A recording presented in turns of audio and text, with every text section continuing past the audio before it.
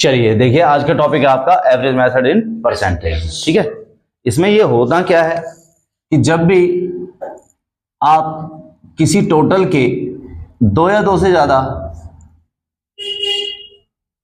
टुकड़े लेकिन प्लस के फॉर्म में करते हैं, है ना। जैसे मैं सम ले रहा हूं एक, जैसे आय कमाता है कोई व्यक्ति इनकम, और इनकम होने के बाद उसी में से खर्च करता है और उसी में से फिर उसके बाद वो बचाता है। तो इसे आप क्या बोलेंगे? एक्सपेंडिचर। इसको क्या बोलेंगे आप? सेविंग। तो यदि दो ऑब्जेक्ट को योग करते हुए प्लस करते हुए कोई टोटल प्राप्त हो रहा है, या किसी टोटल को दो या दो से ज्यादा ऑब्जेक्ट के प्लस के फॉर्म में अगर तोड़ा जा रहा है, ब्रेक किया जा रहा है ना, तो वहां पर कौन सा मेथड यूज कर सकते हैं? Average method. लेकिन एवरेज मेथड यूज करने का केवल इतना ही काफी नहीं है डेटा, बल्कि क्या बातों का ध्यान रखना है, ये बात समझो कि कितने ऑब्जेक्ट हैं फिलहाल? तीन, टोटल तीन है ना। एक तो टोटल आय और खर्चा और बचत। अगर एक को छोड़कर, एक ऑब्जेक्ट को छोड़कर, जैसे कि हमारा अलजेब्रा सिखाता है कि a plus B is equal to C है, मैं कहूं b और c की वैल्यू बताऊंगा आपको, तभी तो c की वैल्यू निकाल पाओगे। मान लो ये वैल्यू 5 है, ये वैल्यू 10 है, तो 5 को उधर ले जाऊंगा, 10 में से 5 माइनस करेंगे तो 5 वैल्यू किसकी निकल जाएगी? एक की। तो इन्हें कहते हैं वेरिएबल, कि एक वेरिएबल को छोड़कर बाकी सभी वेरिएबल की वैल्यू अगर हमें मिल जाती है तो हम तीसरे वेरिएबल, जो भी वेरिएबल है, उसे फाइंड कर सकते हैं, निकाल सकते हैं। क्लियर? तो ऐसे यहां पर कितने हैं वेरिएबल? 3। तो इसका मतलब 2 के बारे में डेटा वो देगा और तीसरे के बारे में कुछ पूछेगा, है ना। मान लो अगर यहां पर कोई योगफल होता, किस टाइप का? वो 3 नंबर्स को जोड़ के बनता है, या 3 ऑब्जेक्ट का योग होता वो। तो मेरे कहने का मतलब क्या था कि कितने हो गए टोटल वेरिएबल? 1 2 3 4। तो 3 के बारे में इंफॉर्मेशन आपको देगा और चौथे के बारे में आपसे पूछेगा। क्लियर है ना। लेकिन ये किस पर आधारित होते हैं, ये अब हमको समझना है। ये होते हैं चेंज पर, बदलाव पर, परिवर्तन पर, कि अगर एक ऑब्जेक्ट को छोड़कर अन्य सभी में परिवर्तन किया जाए। इसको, एक ऑब्जेक्ट को छोड़कर अगर सभी में परिवर्तन, अन्य सभी में परिवर्तन किया जाए, परिवर्तन वृद्धि या कमी, लेकिन किस फॉर्म में? परसेंटेज के रूप में। तो उस बचे हुए ऑब्जेक्ट में कितना परिवर्तन होता है, ये अगर आपको फाइंड करना है तो वो आपका इससे निकल जाएगा नॉर्मली। ठीक है, तो मैं इसे लिखता हूं, ये होता क्या है कि कितने ऑब्जेक्ट को, एक ऑब्जेक्ट को छोड़कर अन्य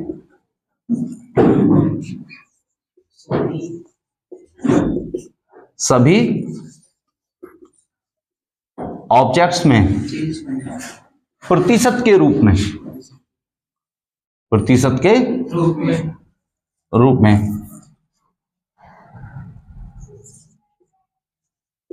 क्या किया जाए?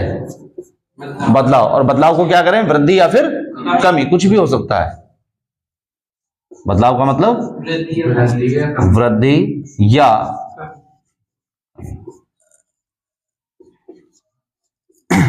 किया जाए। तो उस बचे हुए किसमें? ऑब्जेक्ट में, वो भी किसमें? परसेंटेज में। क्या होगा? कुछ ना कुछ उसमें भी परिवर्तन, और उसे हमें ज्ञात करना सीखना है कि वो आप कैसे ज्ञात करेंगे। डाउट? इस वाली बात को लिख सकते हैं, यही इसका मेन आपका बन जाएगा। बात समझे कि एक ऑब्जेक्ट को छोड़कर, जैसे मैं ये कह रहा हूं कि अगर मुझको खर्च और बचत का परिवर्तन दे दिया कि खर्च को 10% मैंने चेंज किया है, इसको 20% चेंज किया है, तो बताओ उसकी इनकम में भी तो कुछ ना कुछ चेंज हुआ होगा, तो कितना हुआ होगा? या इनकम और खर्च को अगर मैंने चेंज किया है परसेंटेज में, तो बचत उसकी कितनी बदल जाएगी, कितनी बढ़ेगी या फिर कितनी घट जाएगी। क्लियर? कोई डाउट? इसके साथ साथ एक एग्जांपल भी लेंगे, है ना। तो लेकिन कुछ बातें समझेंगे। एक एग्जांपल लेते हैं और लिखते हैं उसको। वो पीडीएफ से क्वेश्चन लेना।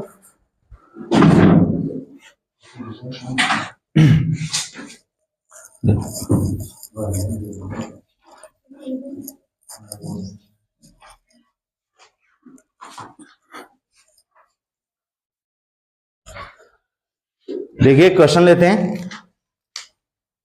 सुरभि अपनी आय का 75% खर्च करती है।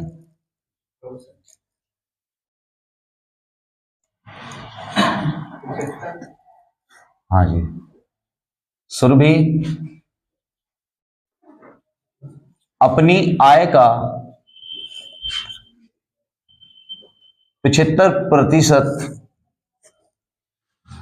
खर्च करती है।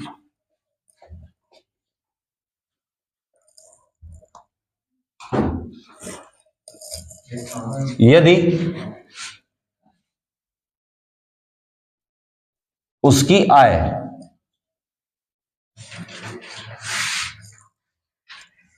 20% बढ़ जाती है और बचत 1% घट जाती है,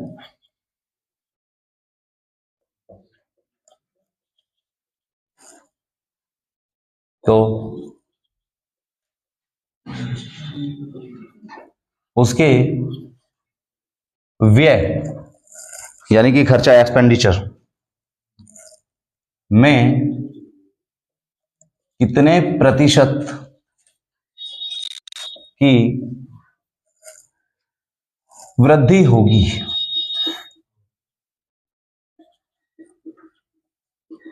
बहुत ही ध्यान से समझेंगे क्वेश्चन को, पहले डेटा समझिएगा। सबसे पहले जो भी आपके पास ऑब्जेक्ट है, जैसे यहां पर ऑब्जेक्ट है आय, इनकम, दूसरा है आपके पास में, उसने बोला है आय का 75% खर्च करती है, तो खर्चा जो है वो 75% है। क्लियर? इसका मतलब बाकी 25% बचा रही है ना। तो ये होती है कि उसकी पूर्व इंफॉर्मेशन, यानी कि पहले वाली इंफॉर्मेशन है जो एग्जैक्ट वर्क वो कर रहा है कोई भी पर्सन। तो पूर्व स्थिति देने के बाद, यानी कि पहले उसने क्या क्या किया उसका डेटा आपको प्रोवाइड वो करा चुका है ना। लेकिन अब उस डेटा में थोड़ा सा क्या करेगा, वो बदलाव चेंज करेगा। जैसे इनकम को उसने क्या किया, 20% बढ़ा दिया। नेक्स्ट, और बचत को 1% घटा दिया है। क्लियर? ये बदलाव है, किसमें किए गए बदलाव, ध्यान से समझे, इनकम में और बचत में। तो इसका मतलब खर्च वाला बदलाव हमसे पूछेगा, ये हमें वैसे भी समझ लेना चाहिए था। और यहां पर खर्च मतलब व्यय, एक्सपेंडिचर, तो व्यय में कितने प्रतिशत की क्या होगी, वृद्धि होगी, है ना। तो इसको पहले बात आप समझ चुके हैं कि मैं फिर से बता रहा हूं इस बात को कि एक ऑब्जेक्ट को छोड़कर, जैसे यहां पर इनकम है, इनकम में से ही बंदा खर्च करता है और इनकम में से ही वो बचाता है। तो इसका मतलब इनकम को क्या बोलूंगा मैं, योगफल है किसका, खर्च और बचत का। अब एक ऑब्जेक्ट को छोड़कर अन्य सभी ऑब्जेक्ट में प्रतिशत के रूप में क्या किए जाते हैं, अगर कुछ बदलाव किए जाते हैं तो बचा हुआ जो भी वो ऑब्जेक्ट होगा तो उसमें कितना परिवर्तन होगा, ये हमें निकालना होता है। क्लियर? इसके लिए सबसे पहली बात जो आपको जाननी जरूरी है कि ये जो प्रतिशत में बदलाव किए जाते हैं, प्रतिशत में बदलाव, इन्हें एवरेज कहते हैं। तो आप क्या लिखेंगे, प्रत्येक ऑब्जेक्ट में प्रतिशत के रूप में होने वाला बदलाव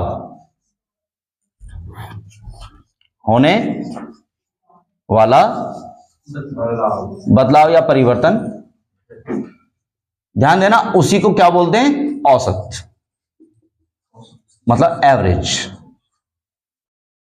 और ध्यान से समझिएगा, अब औसत की डेफिनेशन क्या है। औसत का मतलब ये होता है कि अगर आपके पास में कोई भी डेटा है, ग्रुप है, तो उसमें प्रत्येक में ईच पर्सन की वैल्यू सेम हो जाना।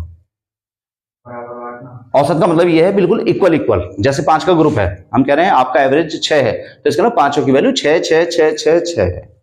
क्लियर? तो एवरेज का मतलब क्या होता है, प्रत्येक की वैल्यू सेम होना। एवरेज का मतलब क्या होता है, प्रत्येक की वैल्यू सेम होना।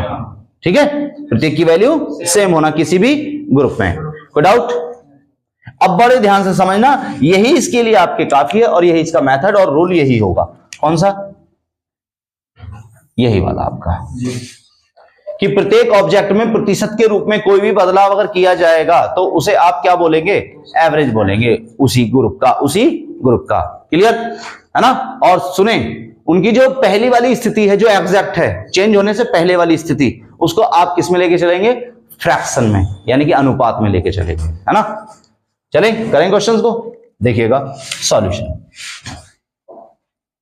इसके बाद कोशिश करेंगे आप करने की, पहले से बहुत ध्यान से समझो। इसी वजह से पहले उसका एक्चुअल डेटा जो भी है वो लिखो कि अपनी आय का 75% खर्च कर दिया। 75% का मतलब क्या होता है आप जानते हैं, 3/। तो हम कहेंगे कि अगर वह उसकी इनकम 4 थी तो उसमें से उसने 3 खर्च कर दिया एक्सपेंडिचर, नो डाउट, और बाकी प्लस जो उसकी सेविंग है वह कितनी होगी, 1। यहां तो कोई डाउट नहीं। 75% फ्रैक्शन में चेंज करेंगे आप तो कितना बोलेंगे, 3/4। और 3/4 75%, 3/4 कैसे, 75 को डिवाइड करेंगे 100 से, 25 से इसे डिवाइड करेंगे 3 बार, 25 से इसको करेंगे 4 बार। और आधार कितना है यहाँ पर, तो आधार किसके लिए होगा, आय, क्योंकि वो आय का हिस्सा है। तो इसका मतलब 4 में से 3 उसने खर्च कर दिया है और बाकी कितना बचा है, 1। कोई डाउट यहां तक। अब तुरंत इस डेटा में, रियल डेटा में उसके होने वाले बदलाव जो भी हैं उन्हें आप तुरंत लिखिए। अब देखो बदलाव किस किस का है, आय कितना, 20%, बढ़ी या घटी, वृद्धि हुई है तो आप प्लस, और अगर वो घटा है, कमी हुई है तो आप माइनस लिख के चले। नेक्स्ट वाला डेटा बचत ये वाली है, कितनी घटी है ये, 1%, क्या हुआ है, मतलब माइनस। कोई डाउट। अब नॉर्मल, लेकिन अभी बात हमारे इसको समझो, रूल को समझो। ये क्या कह रहा है, प्रत्येक ऑब्जेक्ट में प्रतिशत के रूप में जो भी बदलाव हुआ है उसे क्या कहते हैं, एवरेज। और एवरेज का मतलब होता है, इसका अर्थ होता है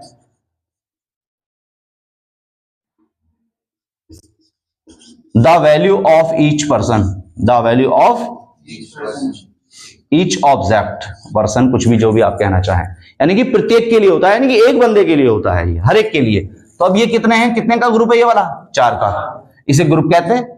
और ये होने वाले बदलाव को एवरेज कहते हैं। मैं लिखे भी देता हूं, फर्स्ट क्वेश्चन है, इसे क्या बोलेंगे आप, एवरेज।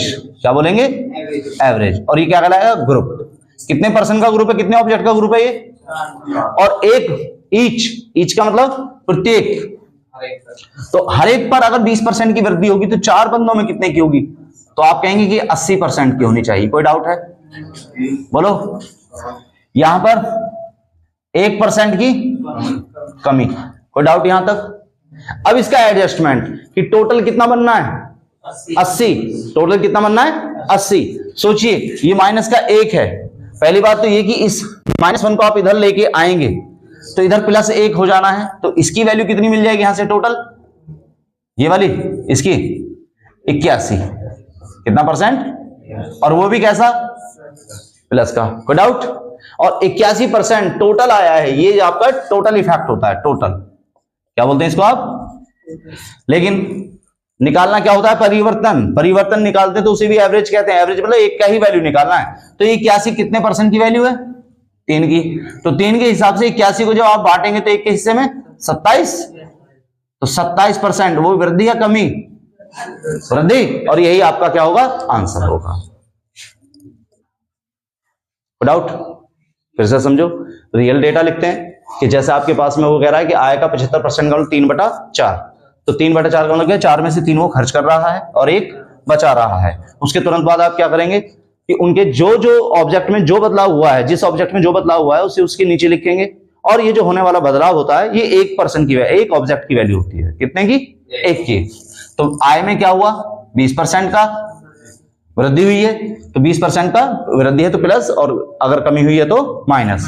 नेक्स्ट, बचत में 1% की कमी हुई है, तो इसका मतलब बचत में 1% की कमी। जब एक बंदे में एवरेज का मतलब 1% की इंफॉर्मेशन है, जब एक में 20% वो बढ़ जाता है तो 4 में कितना होगा, 20 चौक 80।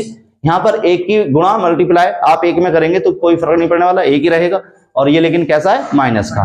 तो अब इसको एडजस्ट करना है। एडजस्ट मतलब इधर लेफ्ट साइड में आपका योग 80 बनना है, और इसके लिए कोई बड़ी बात नहीं है कि आप उधर से इस 1 को उधर इधर लाएंगे तो प्लस का हो जाना है, और 80 पहले से ही है वो, तो 80 + 1 = 81। तो 81 वृद्धि हुई है 3% में, 3 का है तो वो रुपये वाला, तो 1 में कितने की होगी, तो इसको आप डिवाइड कर देंगे 27 की, यही आपका आंसर होगा। ठीक है, और किसी और मेथड से करेंगे तो थोड़ा सा इसे आपको कैलकुलेशंस हार्ड हो जाएंगी और दिक्कतें आएंगी। Clear, doubt? इसका आप पिक ले लीजिए और मैं दूसरा क्वेश्चन आपको दे रहा हूं, है ना। ये एवरेज मेथड है कि हम एवरेज का ही प्रयोग कर रहे हैं इसमें।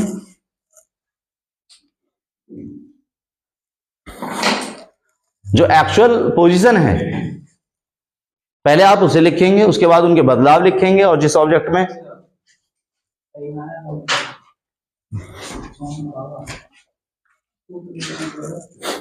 बस ये ध्यान रखो, ये जो परसेंट में बदलाव दिए जाते हैं इन्हें एवरेज कहते हैं, है ना, और एवरेज ही हमें निकालना होता है।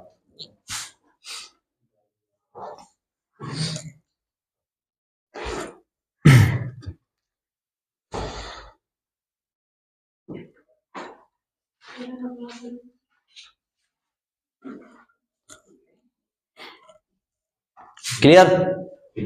अब थोड़ा सा डेटा फिर से लेते हैं क्वेश्चन का और तब देखते हैं क्या होता है।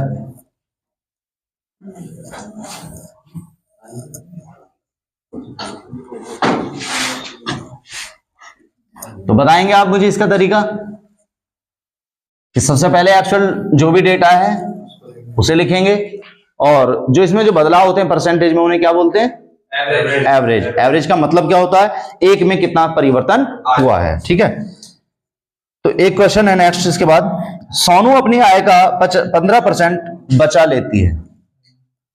क्वेश्चन क्या है, पहले क्वेश्चन को आप ध्यान से समझें। सोनू अपनी आय का 15% बचाती है। नेक्स्ट है, देखिए पहला डेटा 15% का मतलब क्या हुआ कि अगर वो 100 कमा रही है तो 15% बचाती है, इट मींस 85%, 85% वो खर्च कर देती है। तो इससे हमारे पास में इसकी पहली वाली स्थिति क्लियर हो जाती है। यहां से इसने क्या किया है, अब इस डेटा में जो परिवर्तन होगा, बदलाव होगा, उससे मतलब अब रखना है हमको। तो उसने के बाद क्या बोला है, यदि उसकी आय में, यदि उसकी आय में 20% की वृद्धि होती है,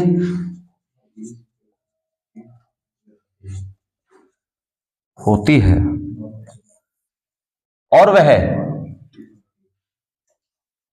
अब भी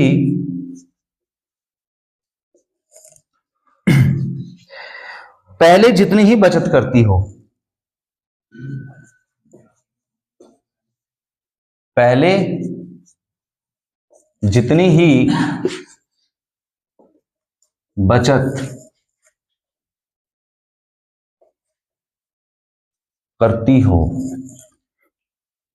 तो उसके खर्च में कितने प्रतिशत की वृद्धि हुई है, तो उसके खर्च में कितने प्रतिशत की वृद्धि हुई है, ये आपने बताना है। और डेसिमल के एक प्लेस तक आपने बिल्कुल शुद्ध निकालना है। इसका क्या आंसर होगा मैं आपको ऑप्शन बताता हूं, 22.8, 24.2, 23.8 एंड 23.5। ठीक है, डेसिमल के 1 प्लेस तक आपको इसको ध्यान से समझें। किसकी बात हुई है यहां पर, इनकम, और इसी में से खर्च करना है हमको, और इसी में से हमको बचाना है।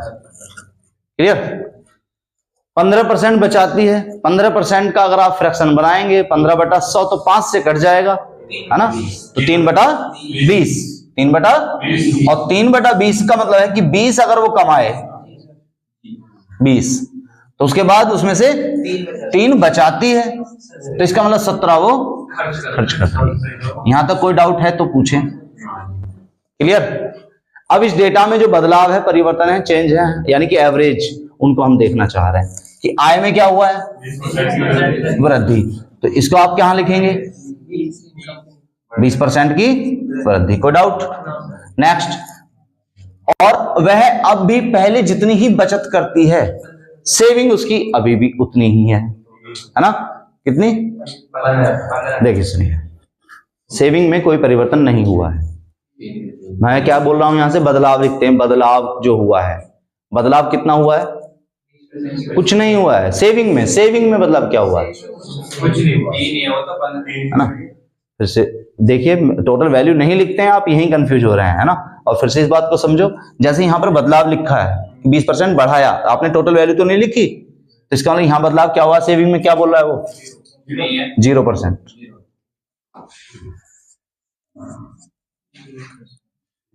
समझ गए इस बात को? मैं क्या बोल रहा हूं यहां पे? अभी अभी जो रूल लिखवाया था, क्या? चेंज, ओनली परिवर्तन, ओनली वृद्धि या कमी।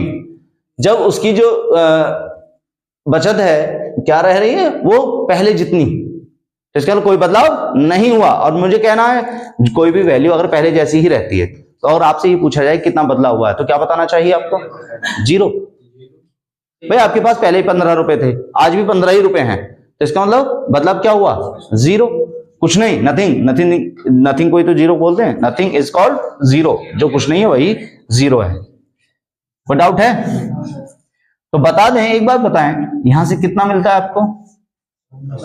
400% टोटल वृद्धि हुई है ना? इधर 0%। तो अब सोचिएगा, ये जो 400% है टोटल, इसी को तो मिल जाना है, क्योंकि तभी तो दोनों का जो सम है वो 400 के बराबर होगा, या नहीं? अब क्या आप देख रहे हैं कि इस 400 को, इस वाले 400 को ये 17 लोग बांट लेंगे। एवरेज का मतलब एक की वैल्यू निकालना है तो 17 में बांटना पड़ेगा, और 17 लोगों में जब आप इसको बांटेंगे तो 17 दूनी 34, 17 दिया 51, 9/17 इतना बनेगा। और लेकिन उसने क्या बोला है डेसिमल में, तो 23 तो आपको दिख ही रहा है, 2 हैं आपके पास ऑप्शन। और ये इसको एक डेसिमल के बाद में 0 हम प्लेस करते हैं, तो यहां पर 0 आप रखेंगे, तो उसके बाद 17 का टेबल पढ़ेंगे, 17 पंजे 85। इसका आंसर कौन सा हो जाना चाहिए? 23.5। इतना प्यारा क्वेश्चन है। डाउट क्लियर है? मैं फिर से बोल रहा हूं, डेटा जो भी आपको लिखना है वो बदलाव लिखना है। अगर यहां आप 15% लिख देते तो आप गलत हो जाते। उसने जो बोला है कि उसकी जो बचत है अभी पहले जितनी ही है, इसका मतलब बदलाव कुछ नहीं हुआ है, और कुछ नहीं मतलब 0%। कोई डाउट है? दिक्कत?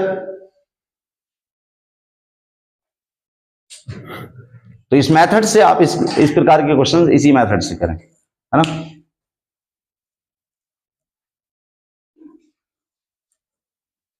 और कराएं इसके?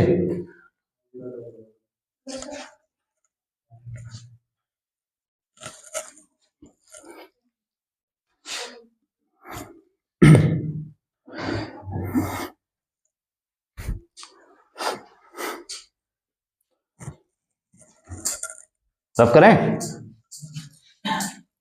एक क्वेश्चन और देखो, उसके बाद और अच्छी प्रैक्टिस हो जानी है आपकी। इसका मैं डेटा यहीं पर चेंज किए दे रहा हूं। 72% वो खर्च कर देती है, आय का 72% यहां पर खर्च करती है। यदि उसकी आय में 20% की वृद्धि होती है, बिल्कुल सेम है, और उसकी बचत में 15% की, और इसको थोड़ा चेंज करेंगे, उसकी बचत में 15% की ये वृद्धि ही हो रही है, होती है, तो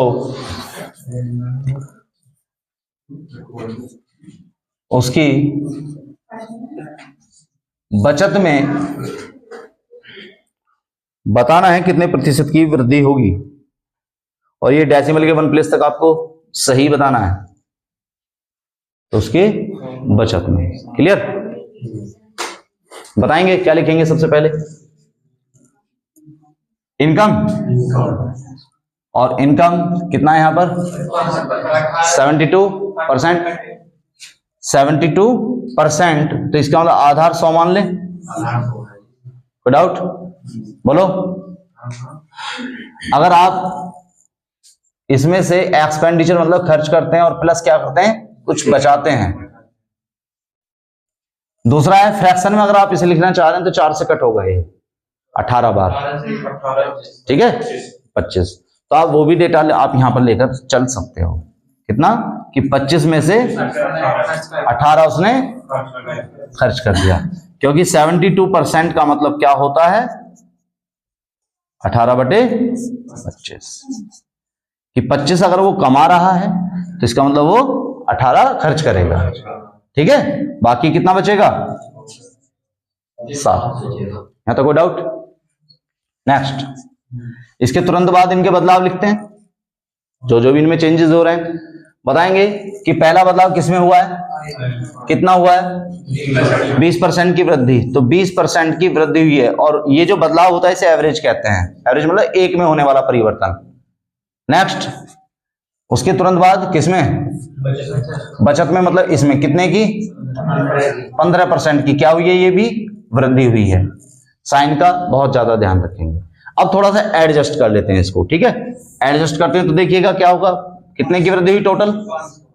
500% की, जिसमें से उस 500% में से इसको कितना मिल गया? 105। अगर 105 इसे मिला है तो बाकी इसके हिस्से में ही आया होगा, है ना। 500 में से 105 को आप माइनस करेंगे तो बाकी 395% इसको मिल गया है। कोई डाउट? अब 395 को कितने लोगों में बांटना है? 18 में। यहां तक कोई डाउट? बोलो। तो कितना होगा? 18 दूनी 36, 3 बचेंगे, 35 हो जाना है ना। कितना होगा? 21.9%। कोई डाउट? तो ये फटाफट देखिएगा, केवल लिखने की एक कला है इसमें, बाकी कैलकुलेशन भी इजी होती है और बहुत ही क्रीमी लेयर की तरह ये बिल्कुल एकदम स्पष्ट हो जाता है। ठीक? कोई डाउट? तो ये था आपका एवरेज मेथड, लेकिन किस फॉर्म में? परसेंटेज के फॉर्म में। क्लियर? और ऐसा नहीं है जहां कहीं भी योग वाले आप जितने क्वेश्चन देखते हैं चेंजेस होंगे, वो सब ऐसे ही होंगे।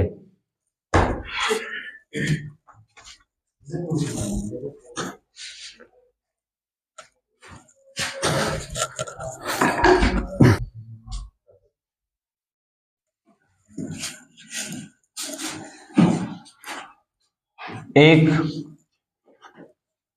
कार के उत्पादन में, इस क्वेश्चन को और देखिएगा, ठीक है।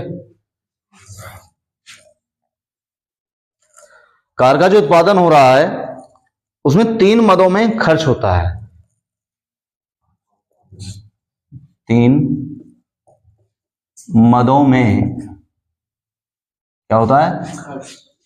खर्च होता है। और वो कौन कौन सी हैं? वो 3 फील्ड कौन कौन से दे रखे हैं वो देखिएगा।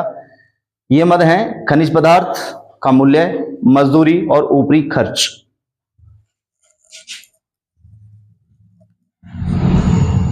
ये मद हैं, पहला है खनिज पदार्थ का मूल्य, दूसरा है आपका मजदूरी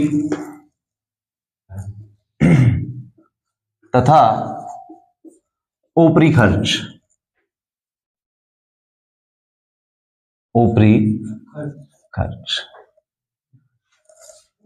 कार का उत्पादन हुआ है, कार के उत्पादन में जो भी आपका बनता है तो वो इन 3 चीजों में खर्चा उसका हो जाना है। किस किस तरह से? और ये कह रहा एक वर्ष में इन मदों पर होने वाले खर्च का अनुपात। एक वर्ष में इन मदों पर होने वाले इसका खर्च का अनुपात आपको बता दिया जा रहा है कि तीनों में कितना कितना खर्च वो कर रहे हैं। वह आपका 4-3-2 का रेशियो, 4-3 और यह है 4-3-2 के अनुपात में वो खर्च होता है। परंतु खनिज पदार्थों के मूल्य में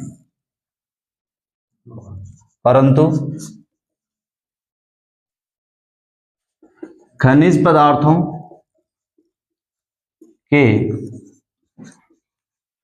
मूल्य में, अब देखिए परिवर्तन की बात करेगा, 10% की वृद्धि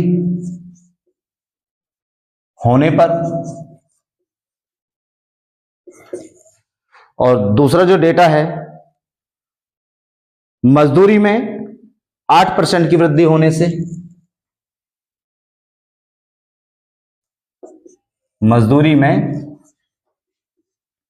8% की क्या होने से, वृद्धि होने से, और लास्ट बचा आपका ऊपरी खर्च। ऊपरी खर्च में 5% घटने से,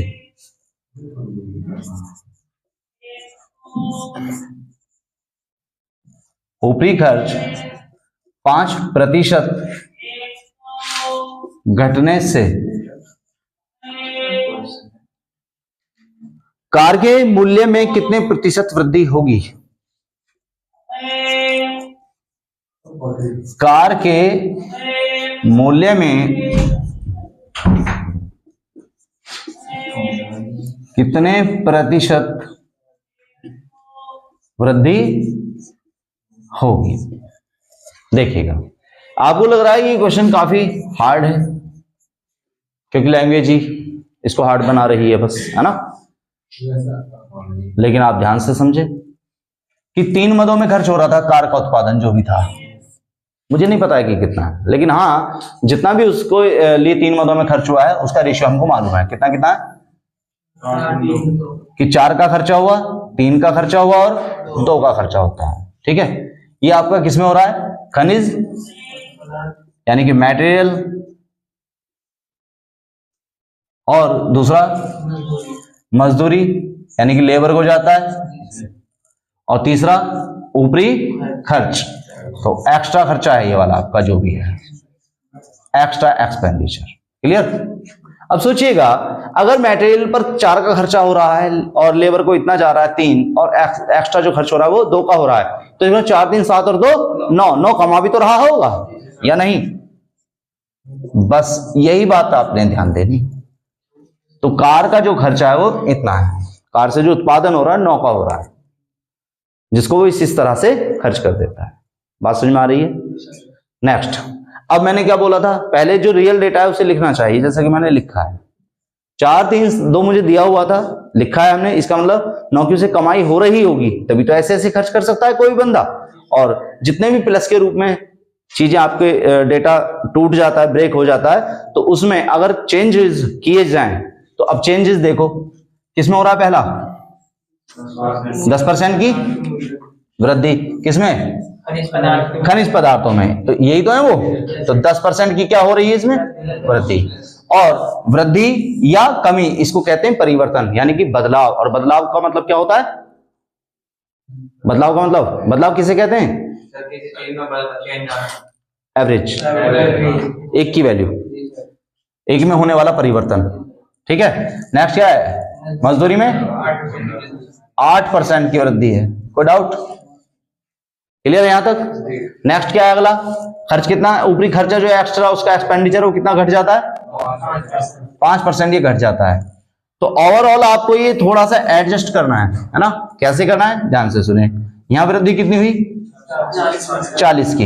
यहां पर 24% की वृद्धि हुई है इसमें, और यहां पर -10%। कोई डाउट है?